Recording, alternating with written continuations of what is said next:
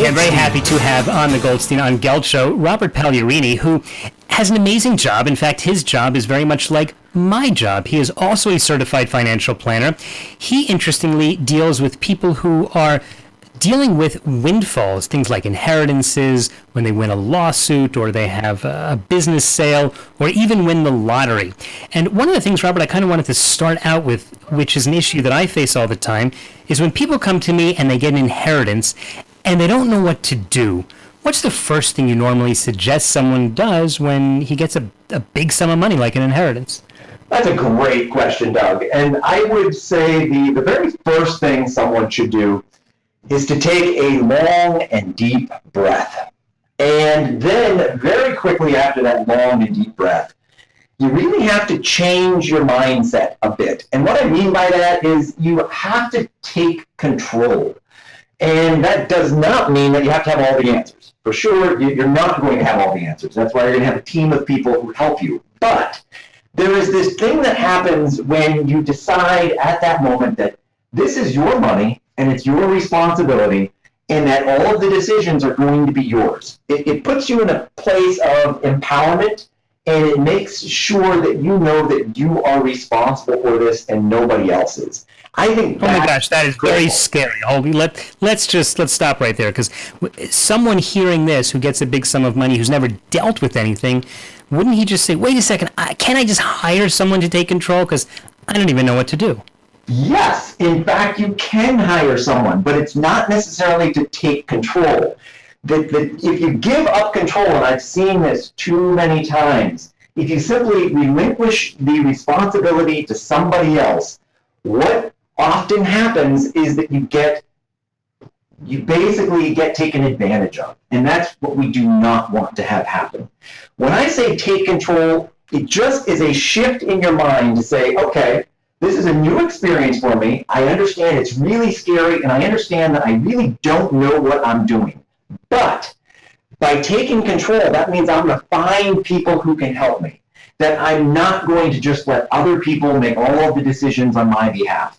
And it means that I'm going to be able to sort of guide my own way through this process with some help, of course.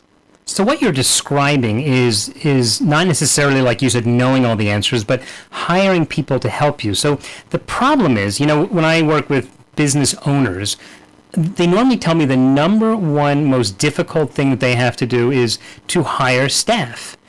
And these people are professional managers or business owners. How is someone who's never really dealt with that all of a sudden going to get good at hiring financial advisors, accountants, insurance people, lawyers?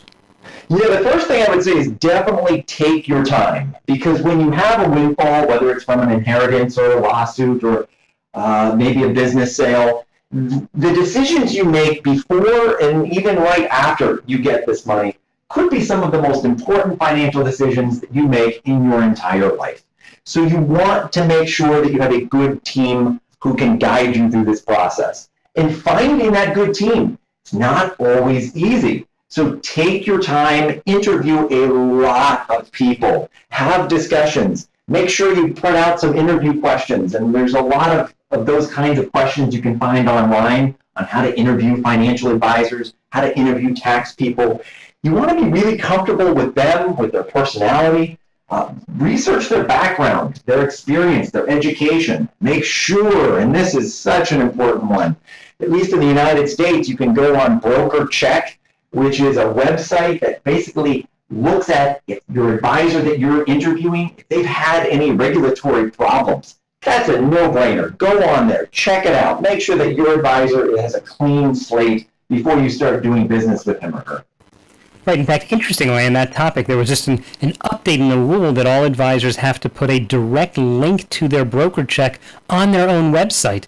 Recently, my web designers had to update all of the websites where my name appears, and right next to it, it says, check out Doug Goldstein, since I'm licensed in the U.S. as an advisor. That way they can instantly see my record, which I'm happy to say is clean, but I always encourage people to look there. Robert, tell me something. You're mentioning and you're suggesting that people should take their time. So often when people have money that they just got, they feel it's burning a hole in their pocket. They feel that they don't have time. What do you say in that case? Yeah, I see that a lot with clients. Even before they get the money, sometimes they start spending it in their head, and for some, they start spending it. They take on debt even before they have the actual windfall. And so that's a common response. I mean, one of the first things that we start thinking about is, what can I do with this money? What can I buy with this money? And it's really sort of looking at it incorrectly. What I like to suggest to people who are coming into sudden wealth is make sure you know how much money you actually have. And what I mean by that is if you get an inheritance or a lawsuit settlement, you may owe some tax. In the United States, there is no tax when you receive an inheritance, but depending on the type of sudden wealth event, a business sale or something like that, a lottery, you may owe a significant amount of money to taxes. And so the last thing you want to do is start spending and thinking that you have a lot more money than you actually do. And so that's why I say take a step back, get your team together, have them analyze the numbers. What I call the end of the day number. What is the amount of money you have after paying your debts, after paying all of the taxes associated with it? That's truly how much you have. And that figure could be very different than the headline figure that you think you have. You had on your show one of my favorite authors and thinkers, Daniel Kahneman, and his focus is on behavioral finance, and he talks about anchoring. And so anchoring is such an important thing when it comes to sudden wealth. I had a client who received $83 million in a lawsuit settlement. And for the longest time, she thought she had $83 million. But it took a lot of work to convince her that she actually didn't have $83 million. She really only, and I put in quotes, only had about $39 million.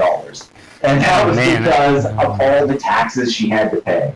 So it's important to know how much you have, because you're going to spend and think about the money much differently if you think you have $3 million than if you really only have maybe $1.5 million.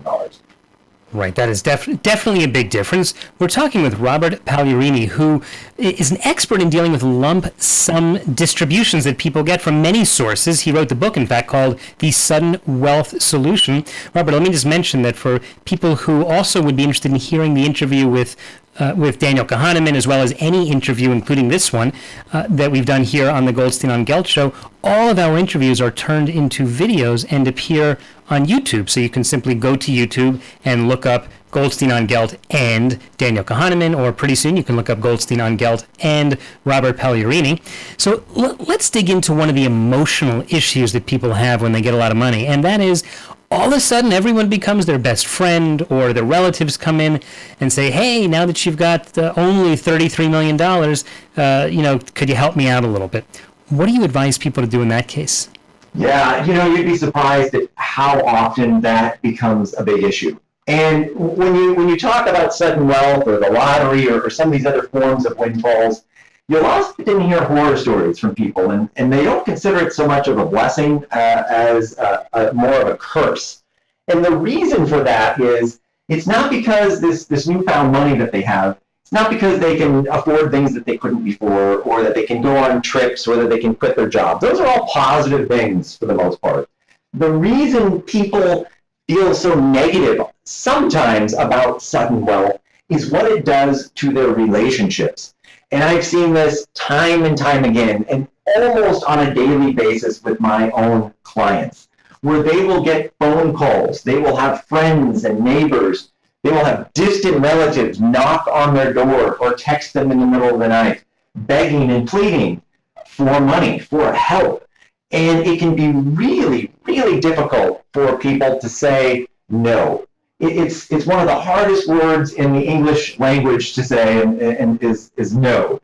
And so they have to approach things very differently, because we often want to help our friends. We want to help our family. But if we say yes too often, then one, we're going to run out of money, or two, we're going to set up a sort of a bad precedent. That means we're telling our friends and family, no matter what happens, I've got money, I can help you out.